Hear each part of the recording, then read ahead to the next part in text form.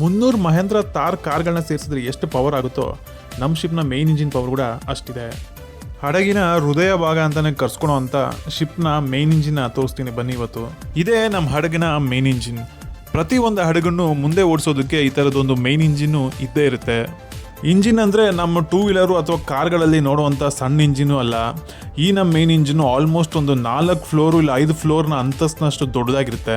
Engine specification ಬಗ್ಗೆ ಹೇಳಬೇಕು ಅಂದರೆ 7 ಸಿಲಿಂಡರ್ ಯೂನಿಟ್ ಮತ್ತು 40,000 ಹಾರ್ಸ್ ಪವರ್ ಹೊಂದಿರುವಂಥ ಇಂಜಿನ್ ಇದು. ಈ ಇಂಜಿನ್ನು HFO ಅಥವಾ ಡೀಸೆಲ್ ಅಥವಾ LNG ಗ್ಯಾಸ್ ಮೇಲೆ ಕೂಡ ರನ್ ಆಗುತ್ತೆ. ಈ ಶಿಪ್ನ maximum engine speed 70 RPM. So ಶಿಪ್ನ ಮ್ಯಾಕ್ಸಿಮಮ್ ಸ್ಪೀಡು ಒಂದು 40 km/h ಸಿಗ್ಬೋದು. ಶಿಪ್ನ ಇಂಜಿನ್ ಕಂಟ್ರೋಲ್ ರೂಮಲ್ಲೇ ಈ ಶಿಪ್ನ ಮೇನ್ ಇಂಜಿನ್ನ ಪ್ರತಿಯೊಂದು ಕಂಟ್ರೋಲ್ನು ಮಾಡ್ತಾರೆ.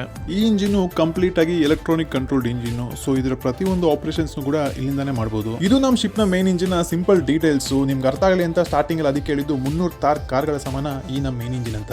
ಇಷ್ಟು ದೊಡ್ಡ ಇಂಜಿನ್ ಇದ್ರೆ ಇದರ ಮೇಂಟೆನೆನ್ಸ್ ಕೂಡ ತುಂಬಾನೇ ಇರುತ್ತೆ. ಸೊ ಇದ್ರ ಮೇಂಟೆನೆನ್ಸ್ ಏನೇನ್ ಮಾಡ್ತಾರೆ ಅಂತ ನೆಕ್ಸ್ಟ್ ವಿಡಿಯೋದಲ್ಲಿ ತೋರಿಸ್ತೀನಿ ನೋಡಿ.